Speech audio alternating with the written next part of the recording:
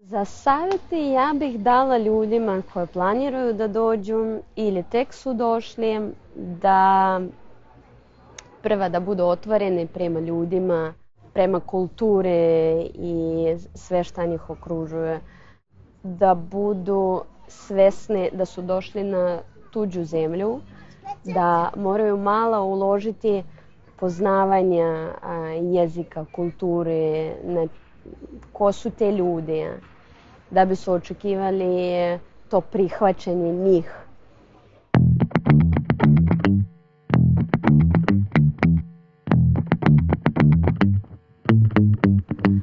Ja se zovem Nadežda Panova, iz Rusije sam. U Srbiji sam stigla u 2014. godine.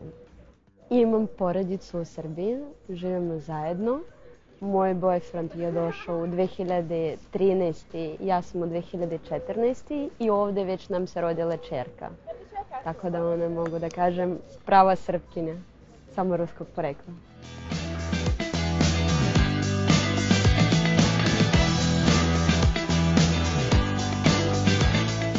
Srpski jezik sam počela da učim odmah pre još zvaničnog preseljenja. Učila sam sa profesoricom oko 3 nedelje.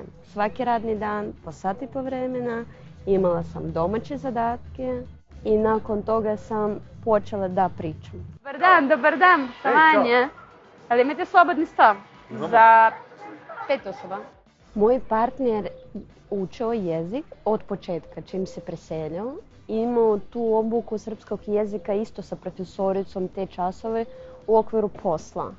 I zajedno smo skoro prolazili tu integraciju, te prve razgovore sa Srbima i u učenju jezika smo bili negdje tu paralelno. Ja smatram da poznavanje jezika i kulture mnogo bitno.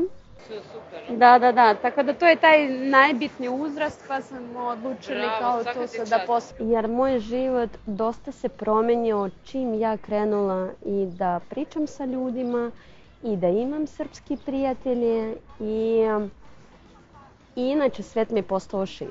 Ako pre mi smo bili nas dvoje, pa samo ako imamo nekog na svom jeziku da razgovaramo sa ljudima. Međutim, čim više savladali smo sa jezikom, onda mi više imali prijateljstva, imali smo više kontakta, više mogućnosti.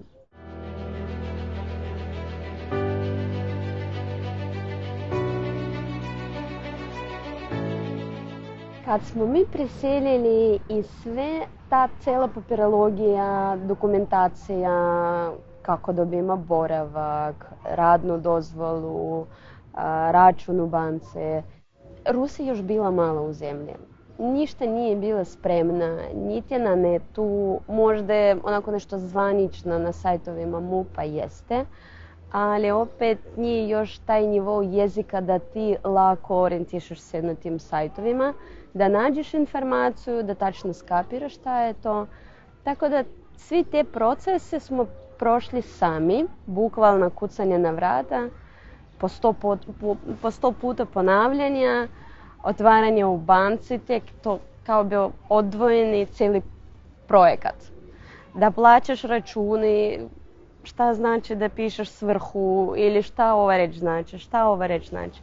Meni je bio izazov da ja odem na poštu i platim račune i da komuniciram. Svi smo te sve prošli sami i tad nisu toliko bili još adaptirani što se tiče pravila svih dokumentacija kao danas, kad su došli većina Rusije i mala više spremne sve za to. I postoje agencije, postoje pomoć, postoje neki priručniki koje ti možeš da nađeš na internetu, svu informaciju. Mi smo sve sami kopali.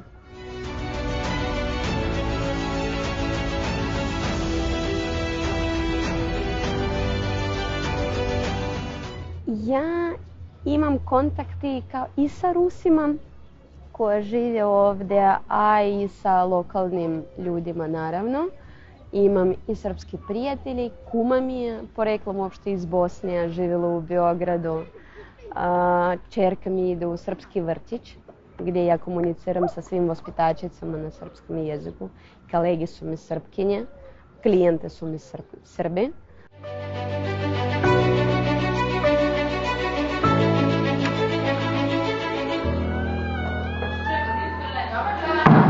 Dobar dan. Je li sve bilo u redu? Jeste. Super, hvala vam puno, doviđenja. Diskriminaciju ja mislim da nisam ni jednom osjetila u Srbiji. U većini pozitivni ljudi, pozitivno reaguju. I ja mogu iskreno da kažem, ja sam dosta uložila da budem prihvaćena.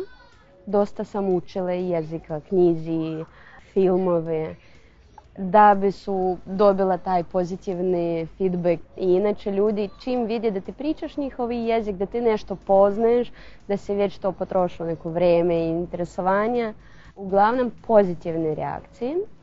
Što se tiče nekih organizacija gdje mi je bilo teško, a to su neke ministarstva, gdje čak možda i lokalni nešto neće razumjeti, ideš u jednu sobu, u drugu sobu, uzmeš taj papir, drugi papir, nešto uvijek te fali. Ja mislim i lokalnom čovjeku kad ne znaš cijeli proces, nije lako, pogotovo kad si stranac, niti procesa ne znaš, niti neka nova terminologija. Za sada ja planiram da ostavim u Srbiji. To ne znači da sam isplanirala svoj život 100%. Nikad ne znaš gdje ćeš biti sutra, prek sutra. Ali što se tiče trenutnog stanja, jesmo tu, smatramo kao to svoju kuću. Komfortni mi život, dopada mi se klima. Ja ne pripadam nikakve zajednice za trenutno. Kad smo tek preseljali u Srbiju, imali smo te neki događaje kad se Rusi okupe i nije nama više to se svidjelo jer su više ljudi nešto žalili i kukali, a mi smo bili skroz zaljubljeni u zemlju, nam je bilo pozitivno, super. Sad ne osjećam da pripadam ove zadnje migracije koje su preselili iz Rusije, međutim ja vidim da oni imaju te neke okupljenja.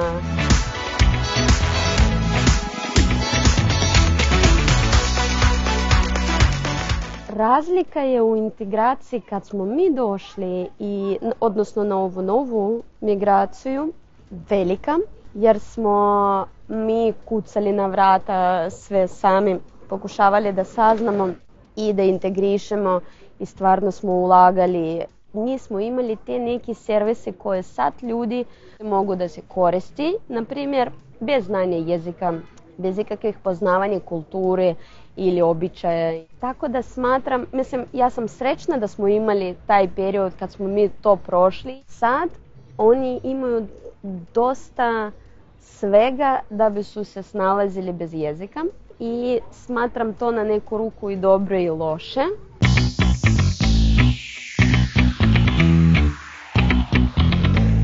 Da bi ljudi lakše integrisali sad, danas, pogotovo kad nemaju toliko izazova koje smo mi imali, ja bi možda uradila više pristupa na učenje jezika, nekog besplatnog.